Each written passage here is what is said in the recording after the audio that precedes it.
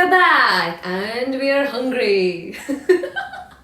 If you're going to waste time, I don't have to. Okay.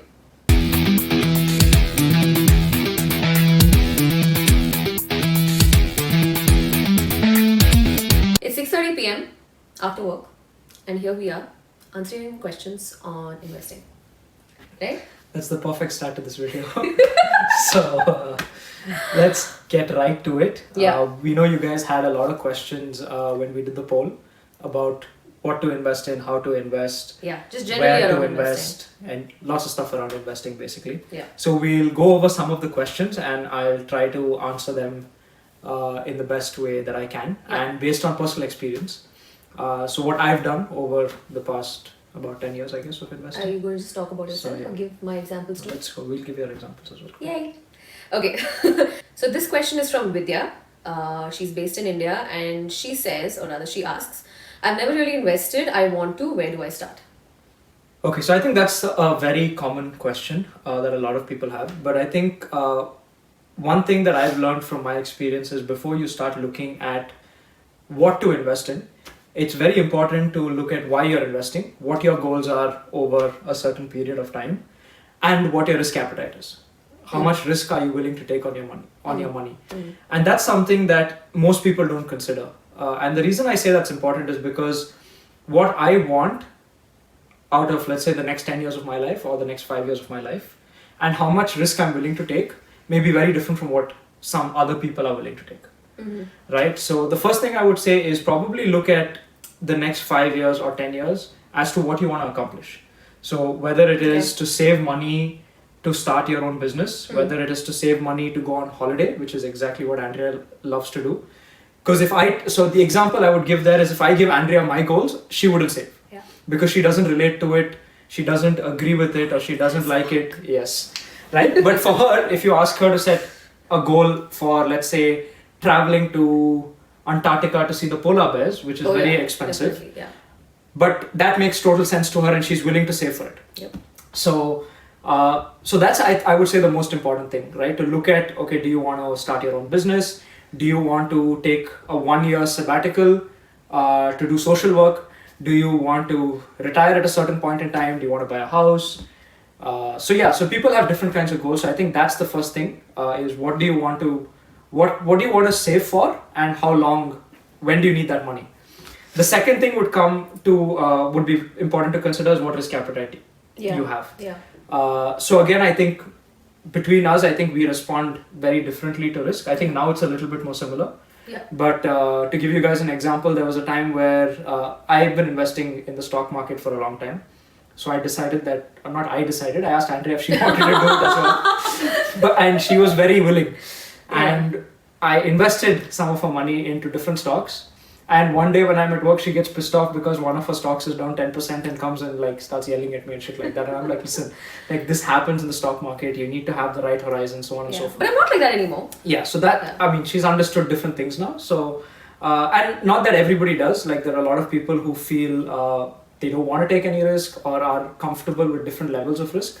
So I think that's the next important thing to consider. Yeah. But just to give you, just to answer that question, because maybe we didn't exactly answer it, I've spoken a few things to do before you decide what to invest in. Consider, But if I were to look at, give broad examples based on what I've just said. So if you have a 10-year time horizon and you're willing to take a decent amount of risk, stock market is a great option. Yeah. Right? Investing in stocks is a great option. If you have a long time horizon and you want to take a medium amount of risk, mutual funds are a good option. And I would say 5 to 7 years, another great option, which is low risk. Maybe the instruments is something that we can talk about, but I just wanted to give some examples. Video, because there are so many, right? And I just wanted to give some examples. Yeah. So 5 to 7 years, if you're willing to take low risk, but still want to be invested in equity, there's something called as exchange traded funds. There's also debt mutual funds, which is a good option over a 3 to 5 year, even actually 2, 3, 5 year time horizon, which is very low risk. And obviously risk and return go hand in hand, right? You can't, if you're telling me that, hey, I want to take low risk, but I want to double my money in 3 years, pray that the stars are on your side. That's the only way it's going to happen. Otherwise, it's not going to happen. Right. So yeah. So those are some of the instruments in a nutshell. But like Andrea said, we'll talk about that in more detail. We'll cover more But of that that's- definitely. But I would say the risk part, your time horizon is more important than where should I start, because that will determine where you should start. Yeah. So I think in relation to that, I'll ask you the next question because I think that makes more sense. And this question is from Colin in Australia. And he's asked, when building an investment portfolio, how do you calculate your risk appetite? And I know this is something that even I didn't understand initially. Like when you went online and showed me like based on my income, like you calculated how much risk I can potentially take, and I don't remember doing this, but okay, Of we'll course. go with it. Okay, go with Yeah. it. But I get what the question like is. I think there was a website that you went to specifically. Yeah. So maybe you Yeah. could share that as well with us. Yeah. So what should be your risk appetite? Like Andrea said, there How are do you websites that Yeah. help you calculate, or not calculate, but they basically do like a survey or an assessment Yeah. where you answer multiple questions, like behavioral questions based on your style, what you like, what you don't like, what makes you comfortable with money, what makes you uncomfortable with money, and based on that, they kind of give you a risk tolerance. Right, so that's a good starting point just to understand what risk means and how you respond to it. Right. The simplest way I look at risk for myself is how much are you willing to lose, Okay.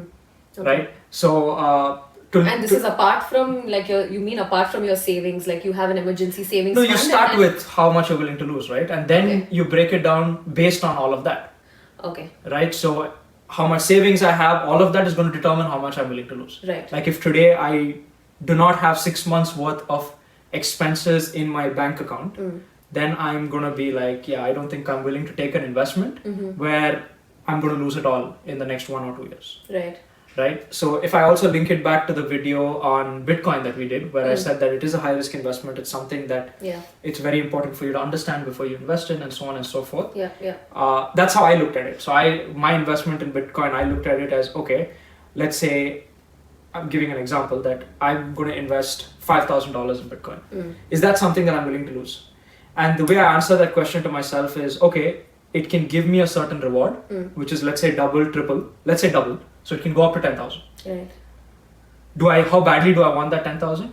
And if I lose 5,000, Yeah. how am I okay with it?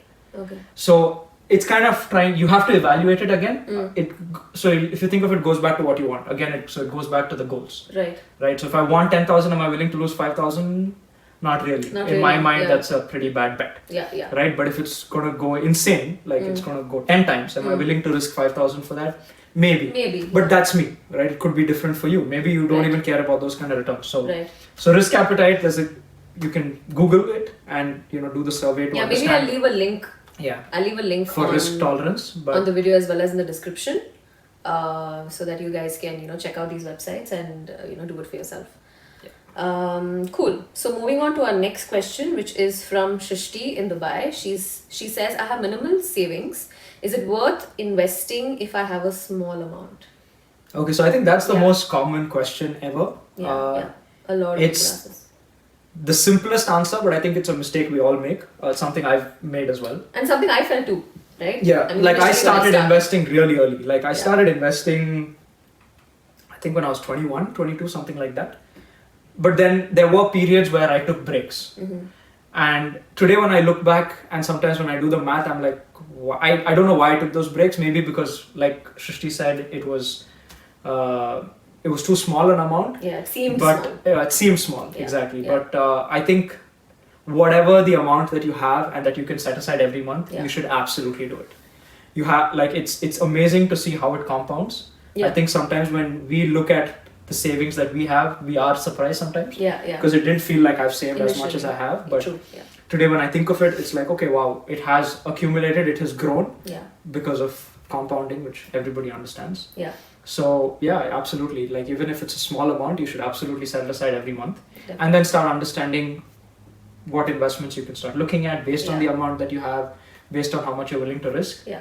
And you'll be very surprised what it I becomes think in one of the 5 years greatest, and 10 years. yeah, I think one of the greatest personal examples I can give is that when I started small, but then as my money grew, I could actually take amazing holidays. Like I could book these amazing holidays to either the Maldives or Kenya or Italy, and that's only because I had the discipline to set set it aside, to set that money aside, and not just set aside, but I invested it in a manner, with your help, to ensure that it compounds. And so even when I take money out from that account for my travel, it doesn't go back to zero. You know, it still grows, Yeah. which is amazing, and I think everyone should do that. Cool. So the next question comes from Vinay, and he asks, what should we invest in first? Oh, that's a tough question. Yeah. I think again it comes back to your risk appetite, so on and so forth. Mm-hmm. Also, I think it depends on which countries you're in. Yeah, true. So in India, mutual funds are a great option to start with, whether it's debt, equity, based on your risk, but it's a great option. That's what I started with.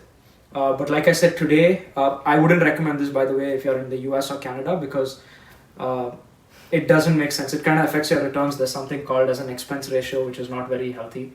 In fact, in Canada, it's one of the highest in the world, so I will never invest in a mutual fund in Canada. So there's something else called exchange traded funds, which give you much lower fees and give you decent returns. So that's here, a good this part of the world. No, it's everywhere. Oh, okay. ETFs are everywhere. Okay. So you can invest in gold through an ETF, you can invest in stocks through an ETF. Oh, So okay. there's lots of options. Nice. So I would say that's a good place to start. If you want to go very, very basic, I would say just look at standard saving schemes that banks offer. In India, you have fixed deposits. In Canada, you have GICs or guaranteed investment. But what's the ROI on these instruments like? Just to roughly, if you could cover that. It depends on the region. It's very hard to say. But Okay. typically, let me give you this, right? Whatever investment you're looking at, I would say when you're starting, right? That's the question. Yeah, What should I start with? Yeah. So I would say look at two things, right? One is to start with, set aside money absolutely risk-free or low risk, which is also like your emergency fund or something that makes you feel secure in case Shit hits. COVID happens, Yeah. right? Which nobody would have expected. But in case you need something for times like that, you have money. So it's low risk. Ideally, you want to earn at least an inflation rate on this investment. This is a very important one, yeah. Right? So if the inflation in your country is 2 to 3%, you want to try and earn at least 3% on that. Yeah. In India, 6 to 7%. Right? Yeah. That's what you want, but today's economic conditions are making it very hard, so it is a little bit challenging, but it's at least you can set it as a goal. So that's a good place to start. And then you can start looking at maybe low to medium risk investments or high risk investments, depending also on how old you are. So that's another factor. Like in my 20s, if I look back, I was very comfortable with taking risk in my 20s. I'm actually not that comfortable today. I think a lot more before it.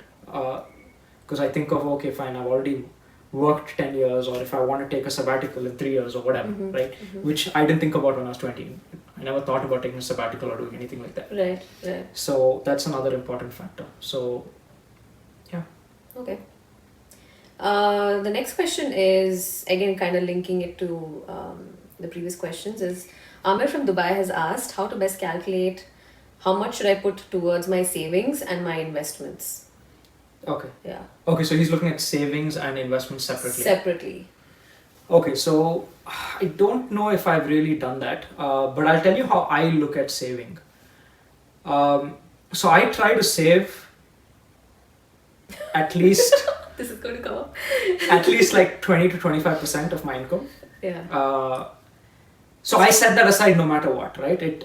Not no matter what, it fluctuates, but on an average in a year, I think I would have saved that much, right? Yeah. So I keep that aside, and then what I do is my investments is the second step. So from my savings, I then look at how much I want to invest, also based on the opportunities that are coming up. So for example, right now,